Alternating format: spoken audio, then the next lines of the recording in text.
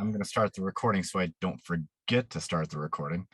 And I just want to know who I'm presenting to so I know maybe what you teach and where you're at. And that might give me a little bit of understanding of how I can better tailor really this to you, because what I'm primarily sharing today are resources from the Foundation for Economic Education.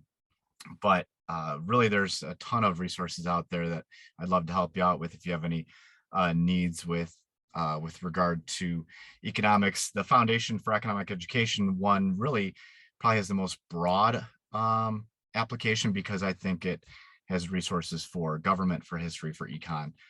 So it's really well suited for this conference. So I'm just going to go from left to right on my screen here. If you could just unmute yourself and tell me where you're at and what you teach. So Jay Heck, you are my first on my screen.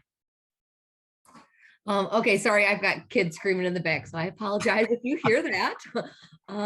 So I'm from Standish, Michigan. That's where I teach at, and I have I teach one just basic intro for econ, world history, and U.S. history. Okay, so it's that one section of it that you've got. Yes. Yeah, I know. That's who I get a lot of calls from. Oh, I got the one section of econ that was extra. Yes. I've never taught it before, so it was kind of just getting thrown in the deep end there. Okay, great. And Brian, you're next up on my list. Sure. Brian Miller. I teach at Whitehall High School in West Michigan. I got APUSH, and then semester 1, 5 sections of Gov, and semester 2 right now, 5 sections of Econ. Oh, wow. All right. And so when's the AP test for you? May 6th. And then, nothing else matters after that. Yeah. Well, actually, there's a good connection with Foundation for Economic Education in filling some of that time between, especially in Michigan, where we get a month before school ends. I know some districts that are done middle of May in other states. So but there's definitely some programs with the Foundation for Economic Education that you can have experts come in virtually and speak to your students. So that'll be a good connection for you. All right, Annette, you are next. Hi, I am a 6th grade teacher at Columbia School District, which is in Brooklyn. And I teach world geography, and a part of that is global economics. Oh, wow, global economics. So what does global economics entail? I mean, is it mostly international trade and supply chains and those types of things? Yes. Okay. Yeah. Yes. Mm-hmm. And understanding the basic economic systems, the different types of economic systems, and then also looking at global trade. Mm-hmm. Oh, wow. Yeah, this would be, we've got some great resources through the Foundation for Economic Education for a course like that, especially. Like, we're going to, at the end of May in San Diego, doing a special on a special teacher professional development with teachers in San Diego area for Ukraine, history of Ukraine, and then the economic impact of the war in Ukraine, and so many interesting things, with fertilizer and food supply that are impacted by that. Mm-hmm. So great. Yeah, one of the interesting things that I've tried to do, and maybe you might have a resource for this, is to try to, for example, track where the parts for an American-made vehicle come from.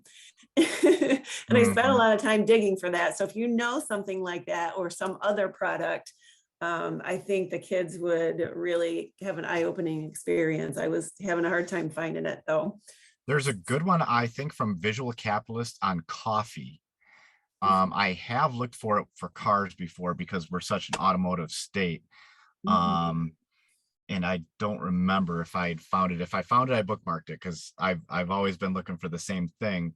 And obviously you can look at the trade agreement NAFTA versus the USMCA or whatever now. Yeah, we do that too. Yeah.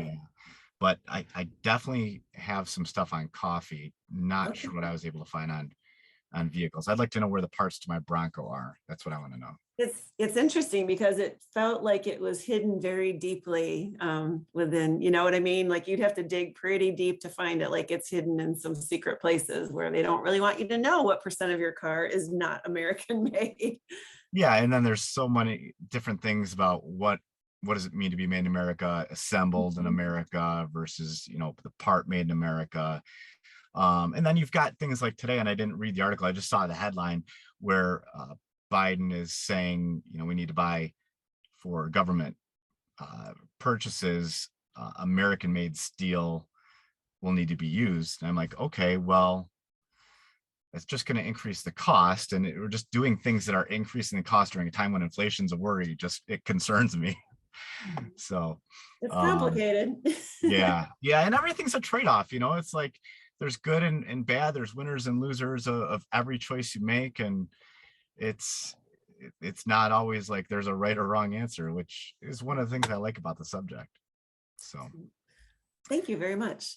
all right, we'll hope to get you that thing on the coffee from Visual Capitalist. I know I have, that's pretty good. I think I've got a couple different things on coffee that might be good to look at. So just remind me about that at the end if I don't remember myself.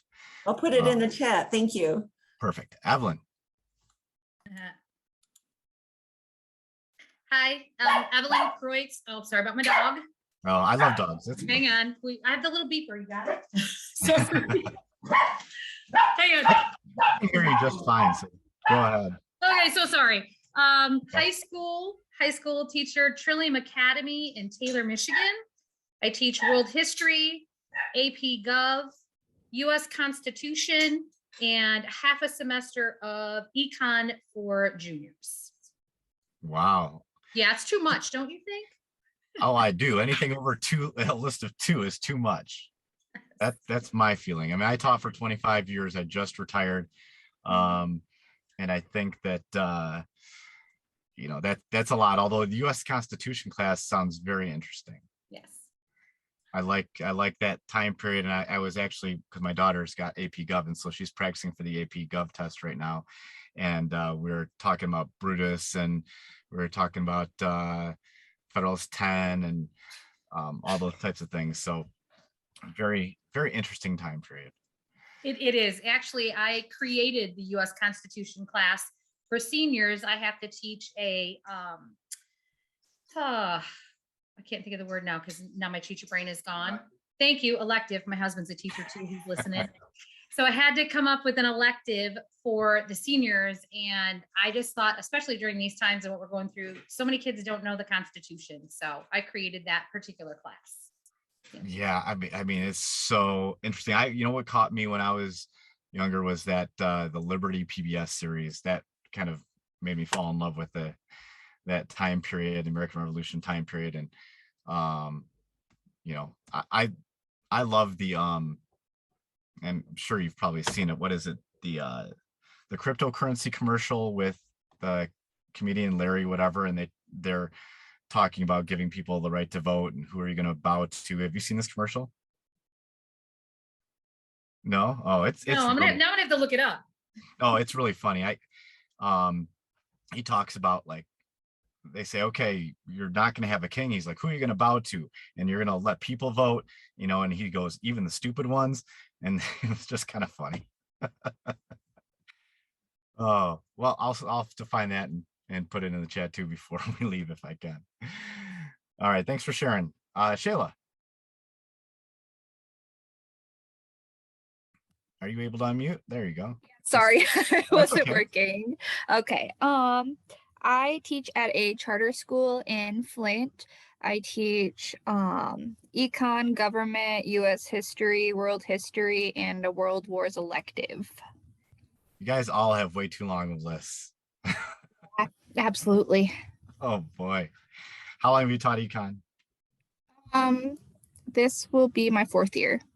Okay, cool. How big is the school that you're at? We have about 200 in the high school. It's a K-12 building. Oh, okay, cool. Awesome. And Joy.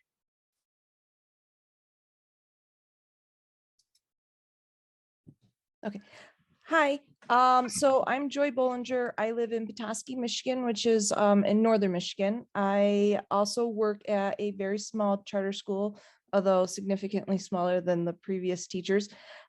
So I am actually a one-woman social studies department. If the state requires it, I teach it. And I'm the cultural historian who is teaching economics as best that I can and frequently running next door to the math teacher asking for help. So I'm excited to be here to Well, get some resources.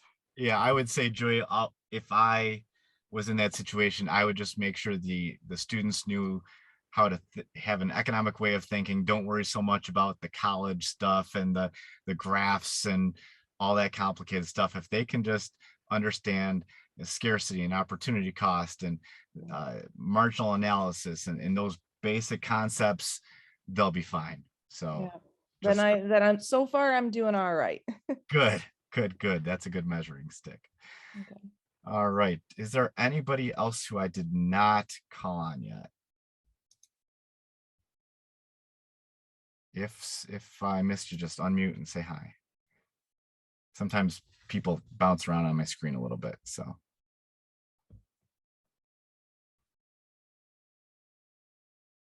All right. Well, you know what? Let me because there are a couple people that asked for that visual capitalist coffee thingy. Just give me 1 second here and let me see if I can grab it from my online bookmarking tool thingy here and share it. So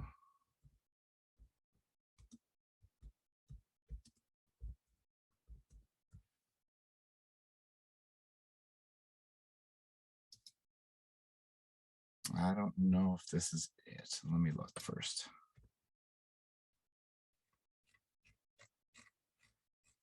Not what I'm looking for. Let me try one other search and then we'll just get going to what we've got planned, and I can reach all of you guys on an email real quickly. So all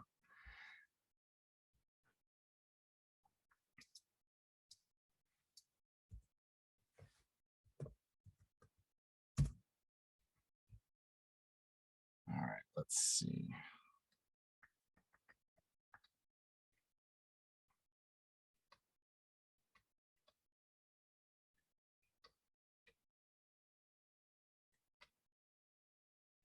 I know I've come across it recently, so I know it's here somewhere, but not popping up quickly enough for my patience level right now. But I will definitely make sure I share that with you offline. But thanks for coming today and giving me some of your time. I think that's the most valuable thing that you have in economics. I always like to talk about time because with scarcity, some kids just don't get scarcity. They think that, well, there's a never-ending supply of this or that. Even if there isn't, they still feel that there is, and that's their reality at this point in life. But nobody can really escape the idea of scarcity of time and how time has value.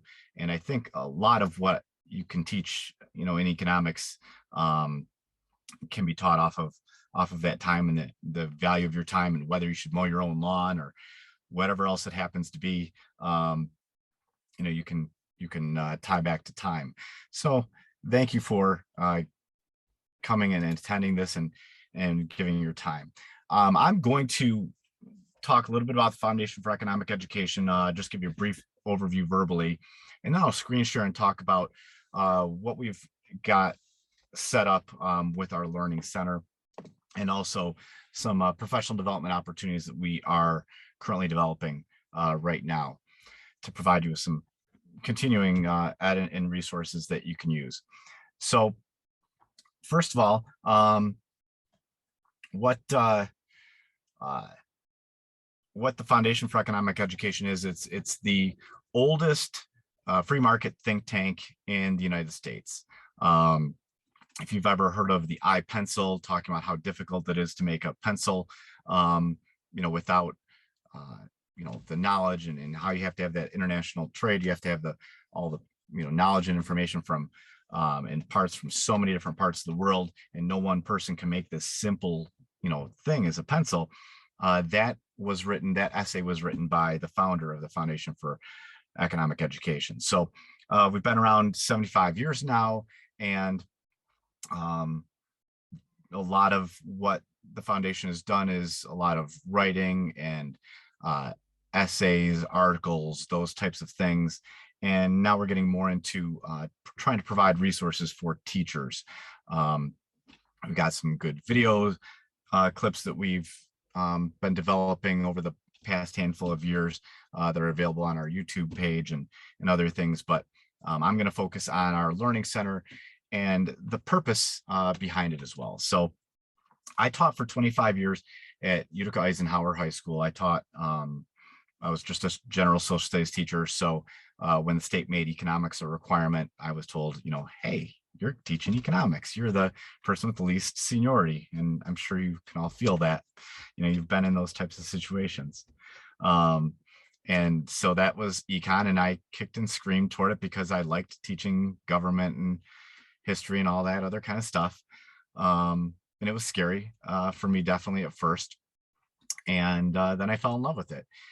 Then I was told I had to teach AP Econ when the AP Econ teacher became the athletic director, and I was upset about that as well. And then I ended up loving the AP Econ, which is a great course. If you don't have AP Micro or AP Macro at your school and you'd like to, talk sometime about starting a program like that up, I'd love to talk to you more about that. It really is like a, college level freshman economics course.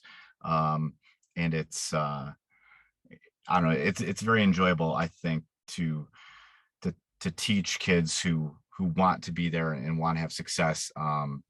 There's a lot of good resources out there for you. And it's a very good course. So we can talk about that if you have any questions on that. So I taught on level and AP Micro and AP Macro during the last half of my teaching career. And then I just retired when I was eligible this past summer, and had an opportunity with the Foundation for Economic Education to come on and be curriculum development director for them. I'm also the president of the Michigan Council on Economic Education, and we do professional development and student competitions like a personal finance challenge and an economics challenge. Those two events come up at the end of April at the Macomb ISD this year because that's who would host us. We usually do those events at the Federal Reserve. So let me get into a screen share and start going through a little bit of this resource that we right now we're calling the Learning Center. We've had discussions and meetings today just about kind of renaming this, maybe teacher toolkit or something of that nature.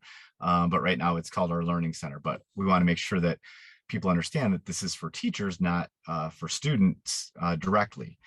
These are things that you would utilize to help you reach your students. To me, the idea behind it is, instead of like thousands of us on Sundays preparing lessons for the week, that we would be able to maybe help expedite that time period and get rid of those Sunday scaries a little bit. I love that term. Has anybody ever heard it called Sunday scaries before, like the last year or two? It's this great term because it's totally that teachers know that feeling. Like, if you know, even if you don't know, you never heard the term before, you know what that term means and what it comes with it, right? And it's, thank goodness that the Lions are a bad football team. Sundays, are a low opportunity cost time for me. We've got good college football in the area, so I watch my football on Saturdays, and Sundays was always kind of preparing for school. But I wanted to try to reduce that a little bit and try to be more efficient. And that's what thinking behind the Learning Center is. Now, this is definitely a work in progress. This is something that is not a completed thing. This is something that we are developing. We'll continue to develop. We'll continue to try to put things on here that will decrease the time it takes for teachers to prepare their lessons for their students the upcoming week. It's really meant for those teachers who are told, hey, guess what? You've got to teach econ. And they're like, oh, where do I go? Well, that's what this is here for. So the Learning Center, to give you a little lay of the land here, it's just fee.org/learning-center. And if it's your first time there, you have to create an account to access these materials. But it's a no charge type of account. And, the Foundation for Economic Education has a development department that goes and secures funding. So everything that we do is always going to be at no financial cost to teachers. And really what we're developing right now, I'm just crossing my fingers that we'll be able to follow through on it, is a format kind of similar to what you see with Next Gen Personal Finance, if you've ever been to that website, where you could have a login, you do things like attend an event like this, you'd get points. You create your account, you get points. You share the resource, share it with your colleagues, you get points, and then those points would then be translated into gift cards at the end of each quarter. So that's currently in development. So we really want to show teachers that we value their time and treat them as professionals. And I think Next Gen does a good job at that. And we wanted to do something similar for teachers in economics. So that's kind of coming soon, I suppose you could say, but not implemented quite yet because we're redesigning the website on the back end right now. So once you get to the Learning Center, after you've created an account, this is your landing page. And across the top, these are the 20 national standards across the top that are the Council for Economic Education voluntary national standards. Most all of these standards would be connected to the Michigan standards. We will eventually, I think, have it be connected to your account where it recognizes you logged in from Michigan and be able to show the connection between the national standard and the state standards in Michigan, but definitely not there yet on that. So I'm going to kind of just take a slice here and click on Standard 8, Roll of Prices. And we've got various pages on roll of prices. Some, again, are more complete than others. Consumer and producer surplus, invisible hand, elasticity, demand, supply, price controls, all connect back to Standard 8. Some of those also connect back to Standard 7. So if I clicked on Standard 7, you'd see some of the same topics connected there. But I'm just going to go back to Standard 8 and click on price controls. When I click on price controls, they're called lessons right now, although that will be renamed in our new design. So when we get on price controls, now I'm going to call this a page. Okay, so let's say you need to teach price controls next week in class, and you wanted to get resources and you want to reduce your your time cost of finding those resources. Well, that's what the purpose of price controls, the price controls page is. What this is going to be is fee created and curated content on this topic of price controls. So while you can go to Foundation for Teaching Economics and get their lessons, or go to the Council for Economic Education and you could search price controls and you could see probably 60 different lessons and you don't know which one's good and which one's not good. We're trying to reduce down what we share and what we show and just have the best of our curated resources and have created resources to help you teach the topic. So the first thing that you'll see on this page is content presentation. We've got a Nearpod version and a Google Slides version. So the Nearpod version could be utilized as it stands. The Google Slides would just be like a PowerPoint. You could download those slides, use some of them, not use others, customize each slide however you want. That's what the Google Slides version is of that. And that would have, the content that you would need to teach price controls to students, and probably more so than you would really need, honestly. And that was the idea, that people could take out what they weren't going to use. So that's fee created. The next one's kind of neat, and this is surprising to a lot of people. And this is what I was talking about for some of you who are teaching AP and looking for things to do in your classroom during that month of May. the Foundation for Economic Education has a network of college professors and experts that we can bring into your classroom and Zoom into your classroom. So whether it's you're a teacher who's just not really comfortable with a topic, like, oh, I don't really like price controls, or, you know, we've got an extra day this week in the schedule because of something wacky happening, or maybe, you know, whatever it happens to be, that you want to bring a guest speaker into your classroom, all you would have to do is click this help me button, and it would take you to a thing called that we call the program builder, that funnels you into our programs department, and then they would reach out to you and schedule that presentation. So you could book a fee professor, and again, we're happy to do this at no financial cost to you. I know I brought in, before I worked with fee at all, I would bring them into my classroom just as a different voice, because I just think that, you know, the kids don't not need to always hear from me every day. I know my daughter was excited today. She texted me that they had a local business owner in talking about, you know, his business in their marketing class. So it's a good chance to have some really good presenters come into your classroom through that fee professor in your classroom link. So the next thing are articles. These are all fairly recent. If they're not really recent, and when I say recent, I mean within the last couple of years, very topical, very good, high quality articles written by fee about the topic of price controls. Now, you could you know, go through and use these articles as discussion. You know, do students agree or disagree with these articles on price controls?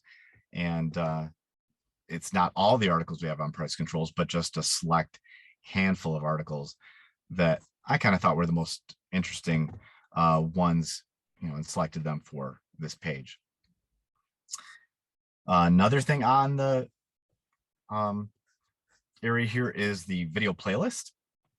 This would just be, if you click on this button, and I'm just not sure with the sharing here, if it would jump to it. So let me turn off the sharing for a minute and then turn it back on after I click this. So, oh no, it did go in the same window. Are you guys able to see the YouTube playlist right now? Yeah, okay, I'm seeing heads nod. Great. Sometimes it pops up in a new window rather than in the new tab like that. And with screen sharing, it bounces around. So this is a YouTube playlist of video clips that maybe you would want to use in your classroom. This is not necessarily pared down. There's 31 videos, way more than you need. But rather than you have to, you know, have your own playlist of videos for each topic, that, you know, you could always come back to fee and get these videos. These are not all made by fee. Every once in a while you see some that are. You've got you know, Jacob Clifford, Marginal Revolution University, crash course videos, Learn Liberty. There's a Foundation for Economic Education one, some news clips that are more application of the topics. So those are videos that you could utilize in your classroom. So that was the video playlist. So those are curated. The bell ringer is typically a question where maybe the answer is, you know, a certain percentage, you know, what percentage of people earn minimum wage in the workforce, you know, across the country. And it's not anything that you would expect students to know, but it would be a good discussion starter, and looking at that data and thinking about what our perspective is versus reality when you're talking about minimum wage. In the price controls, I usually talk about minimum wage, but you've also got the aspect of price controls in the other end of things with price floors and price ceilings. The top activities and lessons, these are curated. Not a lot of these are going to be Foundation for Economic Education lessons. We haven't done a lot of our own lesson writing yet. It is something that, again, is more of in the long-term plan, but not quite yet. And even so, we would always want these to be the top activities and lessons. We would only be putting something on here if we thought it was better than what was here. 8 is really a lot. Typically, it'll be 5. 8 would only be in case of an area where we feel there's a lot of good things out there.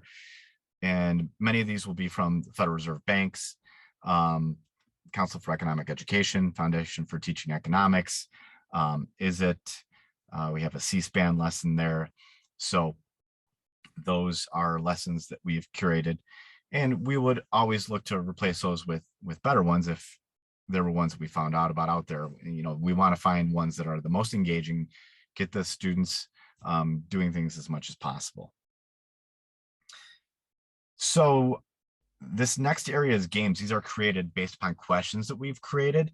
These are Kahoot, Blooket, quizzes, Quizlet, and they're going to be the same or very similar questions across these platforms, but not it's not something you have to use in your classroom. It's something that you give to the students to do as a review on their own, or you could do it in class, however you wanted to do it. And I just wanted to pause here for a minute and play one of these, because a lot of people haven't seen Blooket before. Could you either unmute or put in the chat if you've done Blooket in your classroom before? My students love Blooket so much. They had originally, the first time they saw it, they were like, this is a low brand Kahoot, and they were not about it. And now they'll never do Kahoot again. They always want to do Blooket. What game within Blooket do they like? They like the battle royale because they like to be able to like go against one person, and then they also really like the code one. They do that one a lot. Okay. Like a code breaker one in there. Is that the cryptocurrency hacking one? Yeah. That's where it is. Yeah. Okay. Well, I want to play one of those to give you an idea of what we've got for these concepts. And I think they're really, the questions are written in a way that you could use them in your on level or AP if it aligns with the, with the content specifically. So let me pull up the Blooket one. I have it open in another window already here. So let me stop my share for a moment and share my other screen.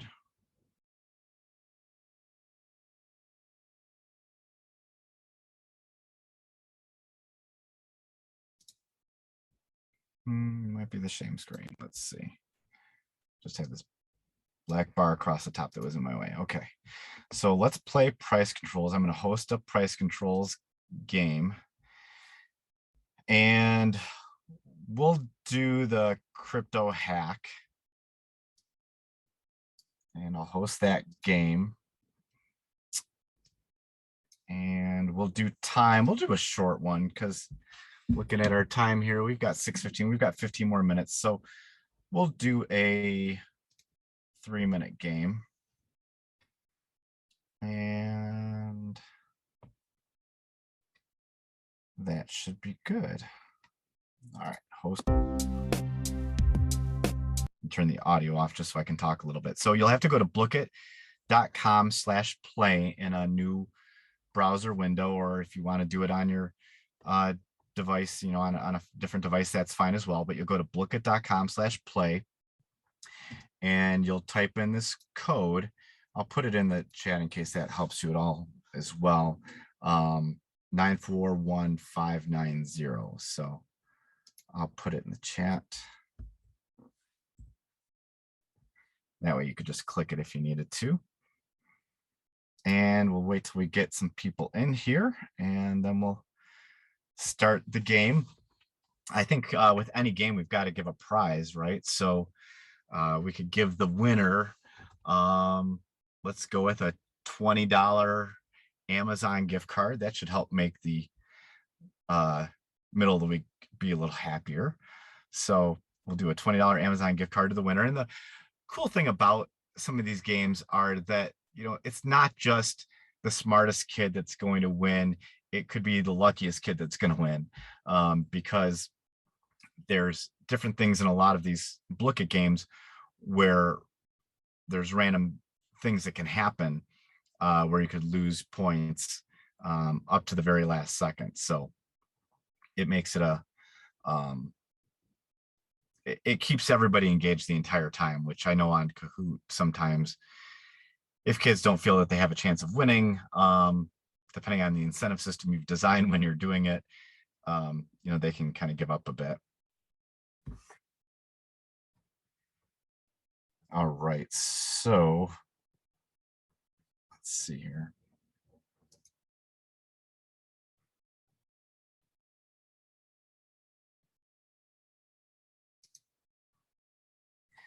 All right, so I think we'll start the game. So it's 3 minutes. I don't remember all the rules with the cryptocurrency hack thing, but you're basically going to be answering questions on the topic of price controls. Don't worry if you get it right or wrong. You can, again, still be successful with the game, even if you get some wrong. So I'm gonna hit start.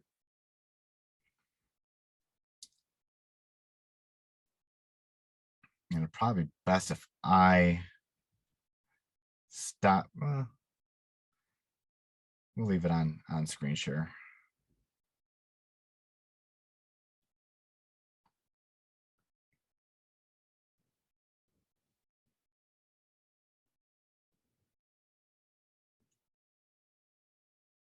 All right, so we should be getting going here.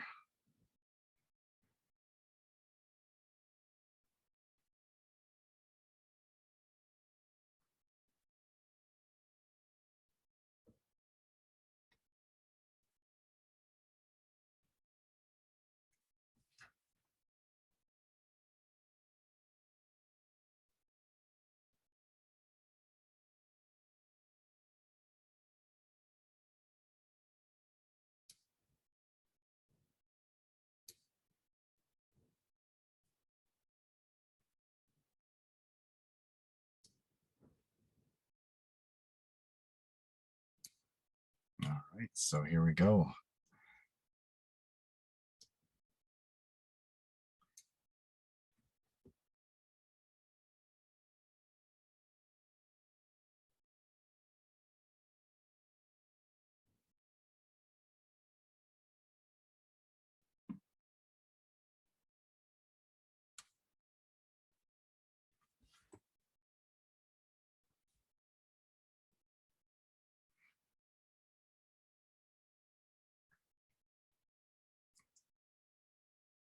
And my daughter, that's a junior, taught me or shared this with me. I think it was last year, and I was really excited about it.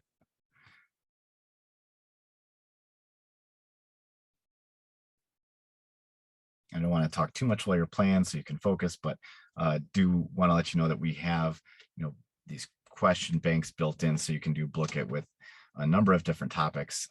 Again, continuing to build it out and will be complete by the end of the summer for sure.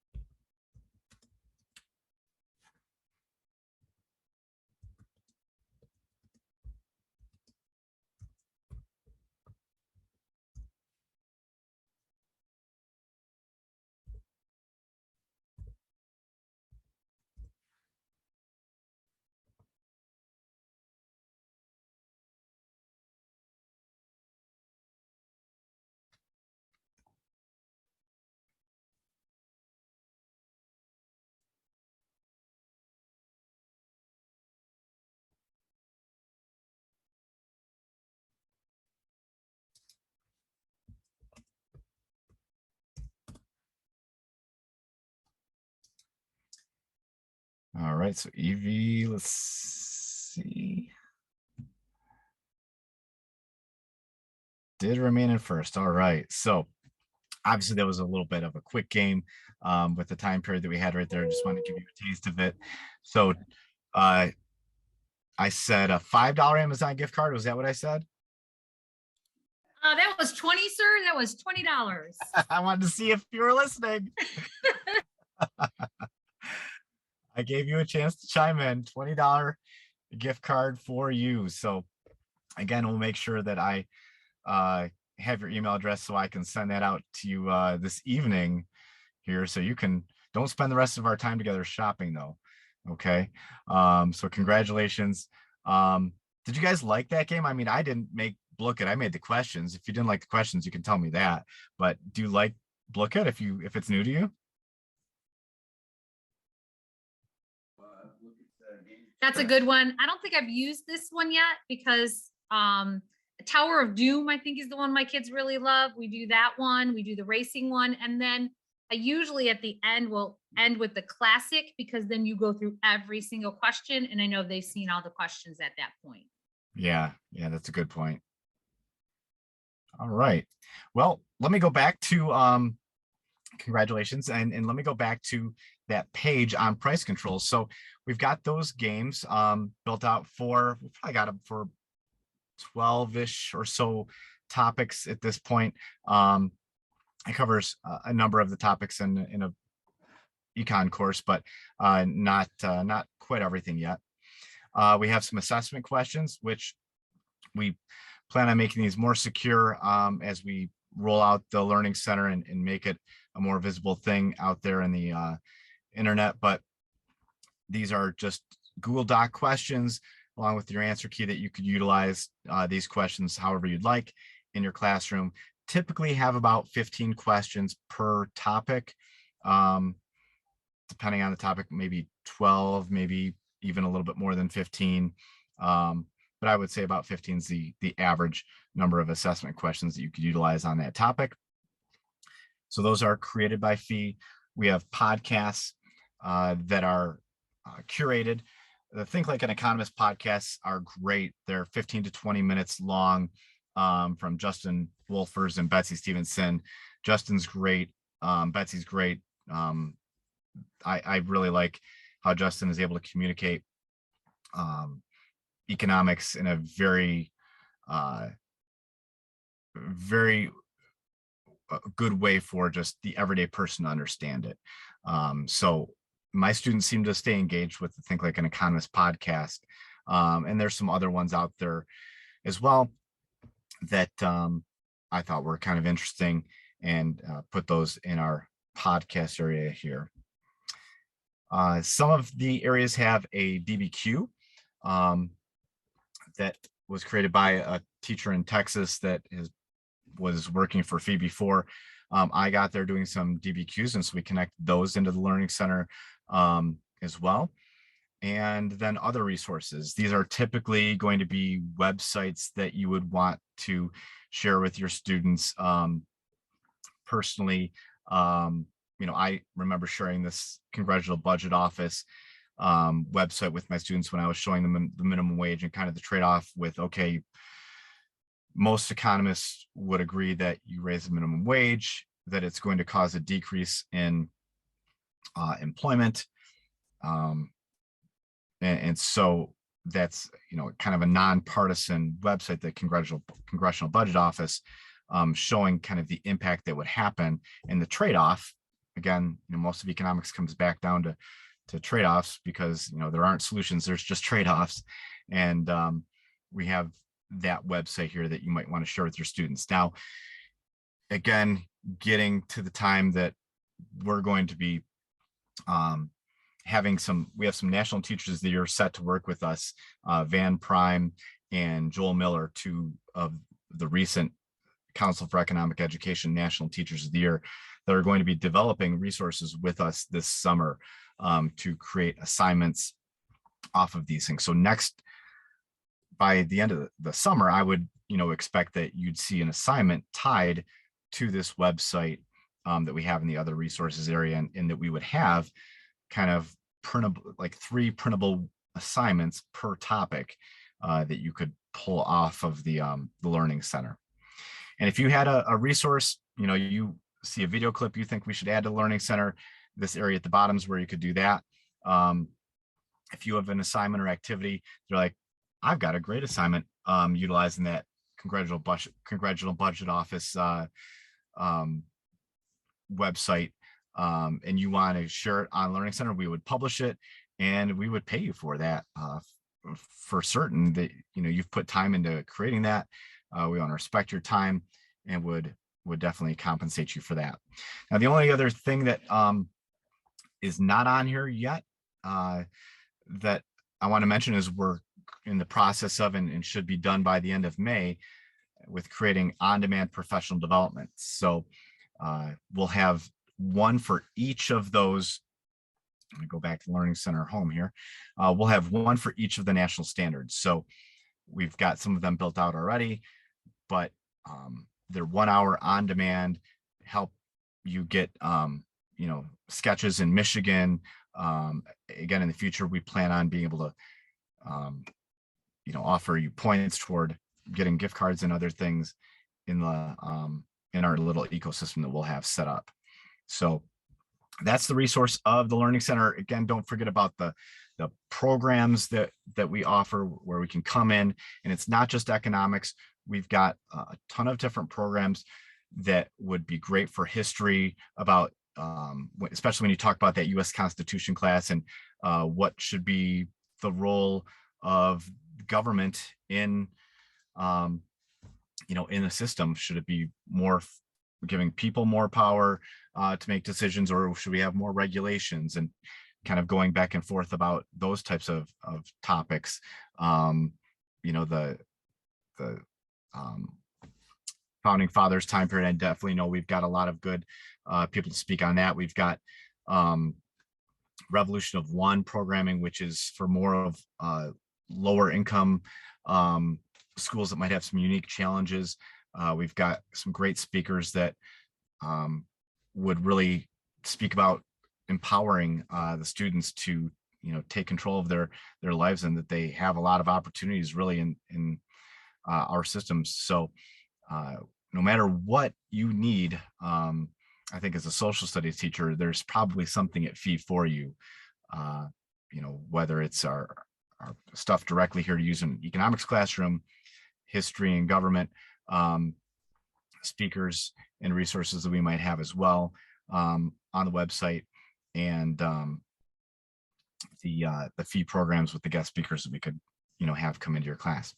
So we only have a couple of minutes left. I know there's a couple of things I've promised, and I'll make sure that I get everybody's emails or names from the chat and emails, and make sure that I'm able to message you with the coffee resources that I talked about, of kind of that supply chain, and anything else that that you might look for, and just be able to, you know, create that communication, be able to, you know, be there for you if there's anything I can do. So I'm going to put my email in the chat for you.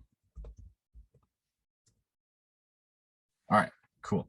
So that's my michiganecon.org email, and you could definitely contact me there. But we only have a minute left. If you have any questions, I'm here to answer them. And thank you guys for your time today. I really appreciated working with you, and hopefully you got something out of it that you can utilize in your classroom over the next 360 days before hopefully I see you again next year.